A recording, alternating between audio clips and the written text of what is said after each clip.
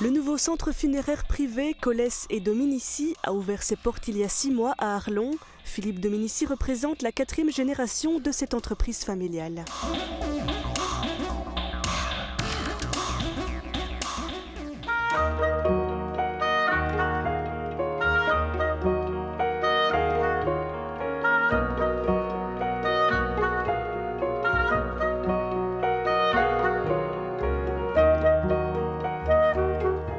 Bonjour, bienvenue au Pompes Funèbres Collès et Dominici. J'ai l'honneur de vous accueillir dans notre nouveau centre funéraire.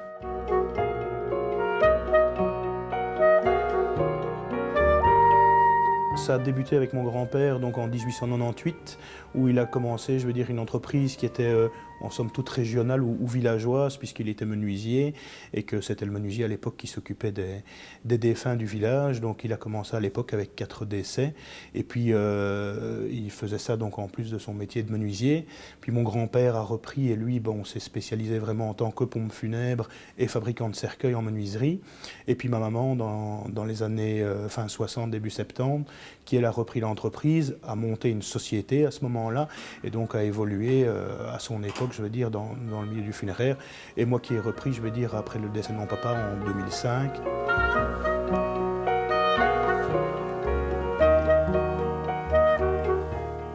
Nous, ce qu'on a voulu ici, c'est de refaire un bâtiment, moderne, qui allie tous les services qu'on peut offrir à une famille en deuil, c'est-à-dire premièrement, un accueil qui soit le plus chaleureux possible, et puis ensuite la marbrerie, cimetière, etc.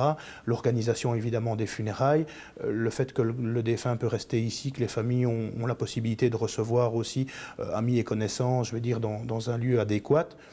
La mise à disposition d'une salle de réception pour après les funérailles et puis tous les services encore connexes qui vont arriver après comme la rédaction de remerciements, d'anniversaires annuellement ou l'aménagement de monuments qui se fait dans les mois qui suivent un décès. Tous les services sont vraiment mis en place ici pour que les gens n'aient qu'un seul interlocuteur, et de A à Z qu'on réponde à leurs demandes.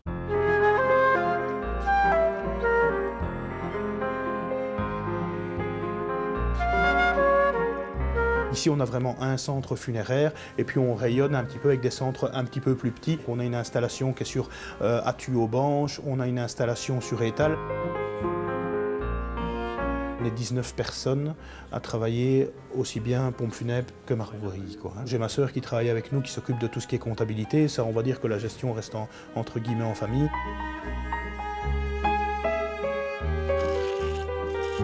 C'est clair que c'est réellement une entreprise, qu'on a les bâtiments, on a les véhicules, on a le personnel, comme une mini-entreprise. On se forme à l'étranger, notre personnel se forme, etc. C'est un métier à part entière, ça ne s'apprend pas sur le tas. On a toujours eu du personnel qui était très intéressé, très investi dans leur métier. La thanatopraxie, ça consiste, grosso modo, parce que c'est peut-être un peu plus complexe que ça, à une injection par une artère, un peu comme un Baxter, un produit qui va en réalité durcir les tissus plutôt qu'il s'installe une pourriture. Donc c'est-à-dire que le corps, une fois qu'il est traité, il va rester comme ça pendant plusieurs mois et à un moment va se désagréger, et tomber en poussière, ce qui veut dire qu'on peut représenter le corps beaucoup mieux. Puis ça se passe aussi par un léger cosmétique, etc. pour que le corps soit présenté le mieux possible. Ça fait plus de 30 ans que mes parents ont fait leur cours de thanatopraxie, c'était à peu près les premiers en Belgique. Dans le temps, il y avait toujours quelqu'un dans un village, il y avait un décès, il y avait des personnes dans le village qui lavaient la personne, qui la préparaient. On va dire le pompe funèbre mettait le cercueil en place, s'organisait pour faire la mortuaire à domicile et tout ça. Le prêtre était toujours sur place, tout ça se faisait, comme un d'accord rapidement.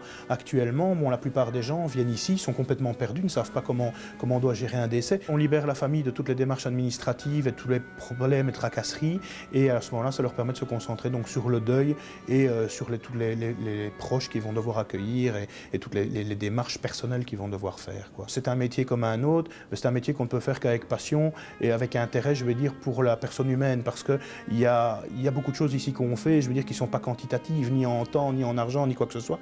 Tout le temps passé avec les familles, ce qui est agréable, c'est de voir les gens, d'avoir leur retour, où ils sont conscients eux-mêmes de ce qu'on a pu faire pour eux. Si on n'a pas cette reconnaissance, je pense que c'est difficile de faire ce travail-là et d'accepter le stress des autres, d'accepter, toute la nervosité, etc., parce qu'on l'accumule.